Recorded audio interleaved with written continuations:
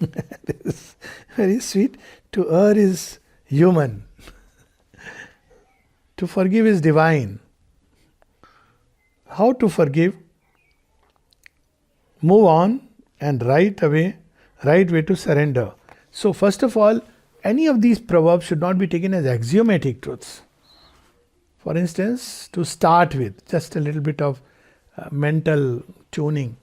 Everything that is written everywhere in so many places need not be true. Does the divine forgive? That means that he makes us do things and then he forgives. But he is the doer. There is no other. Whom shall he forgive? Himself. See, this forgiveness is a very different concept altogether. Forgiveness is not the... you should be forgiving by nature, agreed. But as far as the divine is concerned, why I am saying is this part. Forgiveness is a Daivi quality. But supposing again you have to forgive,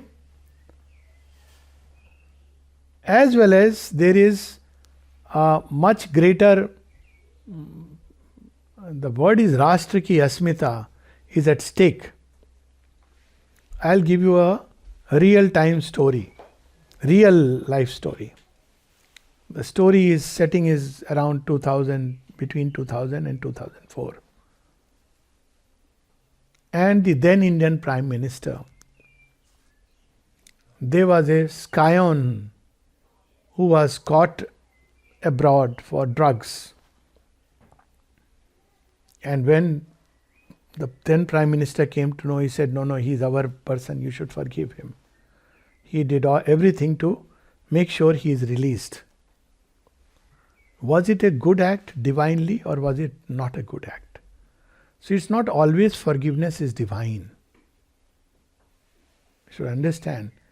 Only thing that is divine is the manifestation of the divine. Nothing else matters. Dharma is important. We should go back to it. Sometimes it is important to stay the hands of the aggressor.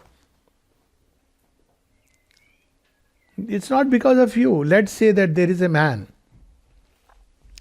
who is committing excesses to his wife or to a woman, saying that, look here, he is whatever his relation is. And the woman says, I forgive you, and moves on. So what happens to the man?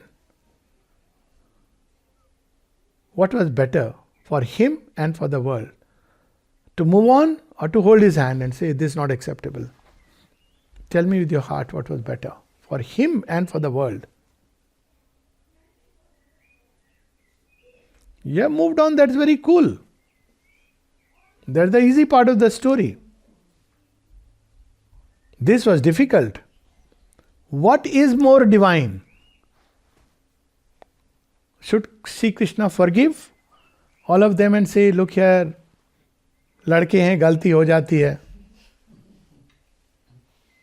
And say, after all cousins ना आपस में थोड़ा नशा हो गया था, youngsters say, they have done little chhed-chhad with Draupadi, it's okay. Cool it down, don't. So we should understand what is important. We go back to Dharma. There is nothing else which supersedes that. It's like the last bedrock. Sometimes forgiveness is a Dharma. And sometimes to even avenge, even though you say there is an aphorism. If necessary, calmly avenge. There is an aphorism. You can take it out. There is a place where he says it's all right in your personal issues, the yardstick that I personally like to follow. If it's your personal issues, forgive. But there are issues which are not about you. It's not about me and myself. They have a larger bearing. And then to say that, to forgive is divine. No, it's not a divine movement. It's a very weak movement. It's a very selfish movement. Forgiveness can be a selfish movement. I just want to be, arey, kaun jhamela jhanjat. But the divine may want you to stay the arms. Why I am saying this first part is that none of these should be taken as axiomatic truths. They have a truth, certainly. For example, to be vindictive, to avenge, revenge, all that is not good, no doubt. But it doesn't mean automatically by default all forgiveness is divine. Not necessarily. This is the one part. Second part is forgiveness, tolerance. They give a sense of very superior feeling. That is another movement of ego. I forgive you, lesser mortal. You are a sinner. It's all not said, but it's implied. Hey, tuchha manav. You lesser mortal, but I forgive you. Prithvi's Raj Chauhan. That was a biggest mistake. History. I forgive you. I am a generous-hearted king. Okay. At the end, he had to realize that I have to, that story, how he killed ultimately Muhammad Ghori. You know that story. Now because of the movie, it has become famous. So he is 17 times he wins, but he lets go. So let go is not always very good from the collective point of view. But 18th time he wins and he captures him and he says that I am going to finish you. But before finishing, I have heard that he blinds him, and then he says that I have heard that you have a great prowess. You can even blindfold shoot an arrow on target. We want to, they want to have fun. Okay, we'll see that. He says, okay. Is there any last wish? He says, I just want my poet friend to be with me, Chandvardai. So the poet friend is there, he is there, and they are going to fix a target. The target will be like, a bell will ring, Shabdavedi, and he will strike. But Chandvardai has understood between the king and the poet. So he knows where the Sultan is sitting. And he says that famous couplet. Must have heard, Char baas, 24 gaj, angul ast praman. This is the angle, this is the distance, this is the height. Char baas, 24 gaj, angul ast praman. ताऊ पर सुल्तान है मत चूको Chauhan. Yeah, it's a very well known story. So what he does is they put the gong, but this man, he didn't know he's such an expert that last minute he does the correct and the arrow pierces through the heart. Was that a divine act or all the time that he was forgiving? So keep dharma in the center. Don't only think about oneself, earning merits. You see, that's what has been one of the bane of India. Gandhiji, will forgive. This is not Krishna's India. So, yes, forgiveness is a divine quality, but it is not always divine. So, this one part. So, that superiority. Then, okay, fine. How to forgive? Move on. Very simple. One point, one shop stopper. Always remember the goal. I take this example. If say you are coming to Pondicherry Ashram, I'm just taking that example. Anywhere you have to go. So on the road suddenly you have a fight with someone. How long are you going to engage in that fight? What is more important for you? To win that little squabble and fight, or to take the flight, ensure that you are in front of the ashram. Dogs may come on the way, people may say things. So when we remember the goal, then it's not about forgiving anymore. It's like Hanuman. What does Hanuman do? Whenever he is stopped on the way, his only refrain is, look here, I am going for Ram's work, don't come in the way. Don't mess with me. He is not interested in anything else. But when the obstacle comes to a point where his work starts getting hampered, then he says that, look here, I have to do that work. That's my job description. Serve the Lord. And now that you are obstinately coming in the way, I have no choice but to ensure that you are out of the way. So it's not about forgiving and moving on. Moving on where? If there is a goal, then only we can move on. It's not moving on from one folly to another. I have moved on with my ex and I am with the new one. That will be Y, then Z, then A1, A, B1, C1. All that may come in the happen, but I am just saying goal should be very clear that that's where I got to go. Remember why thou camest. That's what. So once we have that memory, then moving on, all this is so simple. Because you remember, oh my God, that's where such a long journey I have to cover this. Okay, what do you want? You want to insult me? It's okay. It doesn't matter. There is a story of Nalnida, no? He says, as he's suddenly one lady stops him and starts saying all kinds of things, abuses, insults. Nalnida is listening for 10-15 minutes quietly. Then he says, Hoye gelo, abhi abar jabo? Is it over? Shall I go? Goes. Is it forgiveness? No. As the mother says, the ego is insulted. The soul is never insulted because soul is bothered only about meeting the divine. So then it's not about moving on, it's about moving towards the divine where everything can be a usefulness. Somebody has cheated you or done something towards you which you felt hurt about. Don't nurture it. You don't have to nurture or forgive. Learn the lesson that, well, such is human nature. What's the big deal? So then turn to the divine with redoubled love and passion. Thank the divine that, well, O misfortune, blessed art thou, for thou hast shown me the face of my beloved. That okay, thank God, I would have been so badly tied up. I couldn't leave this entanglement, so the divine made sure.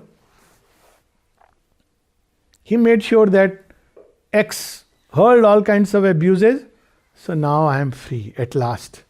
The chains that I could not break, you broke it for me. So what shall we say? I forgive you for insulting me.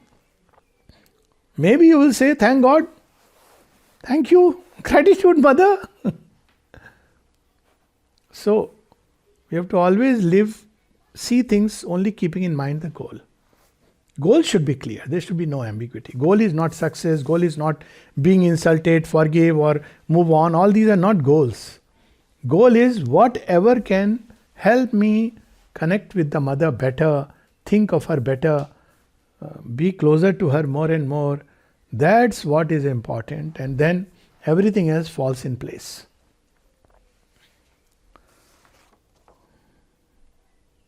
So, right way to surrender. So that's what it means. See, this let go is a more, many of the things which have come today are, there's a mishmash of Buddhism and this and that, let go. What do I let go? Let go of grudges and all this, of course. Why we should let go? Very simple. They make our heart heavy. I ask a simple question. If somebody has insulted you, somebody has done things with you, who should suffer? Logically. Other person. Why are you suffering? Very simple. Well, be logical. You don't have to have a philosophical thing about it. Somebody has done something which you feel is a mistake. I'm not saying ultimately what is mistake and not mistake. Very simple logic. You have not done, your heart should be clear that you have not done something which is in your view the wrong thing. Several times it happens. All of us go through these experiences where somebody whom you trusted, whom you felt is, and suddenly goes away. So okay, for a moment you feel bad, then you look inside. Was I in some way responsible? Did I do something which I should have changed? And then learn and change that part in you. That's all. But if you have not done, your heart should be clear every day when you go to rest that, well, I have done what according to my understanding, limited understanding, was the right thing. And then if the other person doesn't understand or respond this way, that way, you should not carry a grudge anymore. You should be free. It takes time, but it's a very rewarding experience. It takes sometimes a little longer because if you are very attached, it takes a little time. But once you do it, you find that as if not one thorn, many thorns have gone away from your nature. And the rose begins to bloom. Because you can go one step further. You develop compassion. You feel, oh, poor fellow is suffering because of oneself. What a foolish man. He has been like this. How much he is suffering. When a snake bites you, you suffer once. Either you go to heaven or you come back. But but snake is suffering all the time. He is scared. That's why they say, no, that how to keep the snakes away in Sydney and Melbourne or anywhere. Stomp with your feet. They advise that, no? That's one of the ways. A snake will not. He's so scared of you. He feels a stomp and it rushes. I don't know whether members behave like that or not. But generally most snakes will do that. If you stomp the feet, he's scared. He goes into the hole. His life is full of fear. So such a person who is all the time spewing venom, what a miserable life it is. He is not an object of scorn, he is an object of pity. So compassion comes from there. It's a pitiable creature. You feel sad, you can go to a next level. Pray for that person. And it's not because it's written in a book. It will be the natural urge. Look, he's suffering. He is one of the child of the divine. Everything is a child of the divine. And then you pray that how much he or she is suffering. In a suffering of her own make. So see how much you can progress through an experience where forgiveness, all this is. So that's how one has to transmute. Let go is not transmutation. Transmutation is the problem of let go is the way it is understood. I am not saying this, the higher sense. Somebody did something to you, you're feeling angry and then you say, leave it. Let go and go ahead. What happens? Neither you have changed nor he has changed. The same event happens with a little bit of twist and tweak. That's how life is. Again you have the anger. Because you let go but you changed nothing. You didn't grow conscious of, there was something, it was like a message. And you discovered that message, change yourself. Maybe next time you at least should be more conscious before you get entangled that this is dangerous. This is a line where things can get dangerous. So that way you grow conscious. Rather than simply just move on. So, to grow conscious, to grow, closer to the divine, to grow, to discover inner harmony and peace, to discover the better response. That's what Raj Yoga is about. So, this is the approach of yoga. Rather than just, let go, move on, because it may be misleading.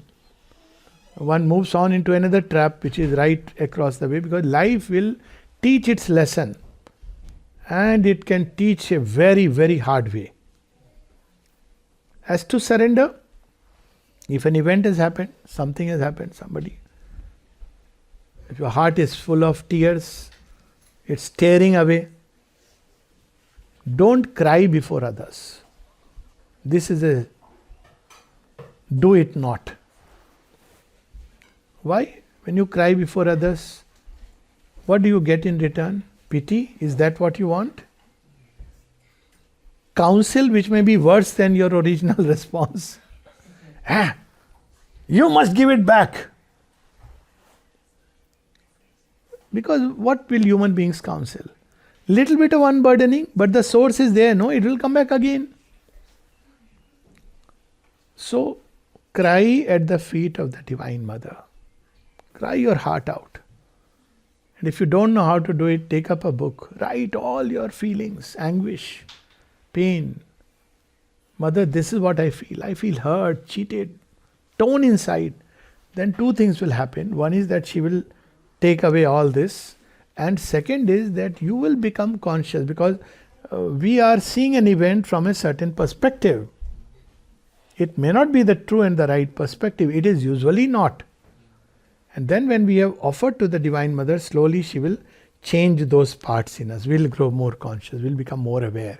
So we have progressed. So invariably we should surrender, and surrender with this whole thing that Mother, this is how it is. And I'll tell you one incident with Mother. It happens so much. All of us go through these things. Whatever I'm saying is a remedy which has been tried and ajmaya hua nuskha. It helps so much that you write and everything you have given. Then suddenly when you look back, not only she takes away, you have a different understanding of the same event. Initially you are the good guy and the other person is a bad guy who has done to you whatever you believe. But after a couple of years, if you have sincerely surrendered, you go beyond this evaluation of good and bad. You see how she has worked, how she has taken you through a journey. So that's why write to her, cry before her. When you cry at the mother's feet, she returns back those tears, turning them into pearls of strength.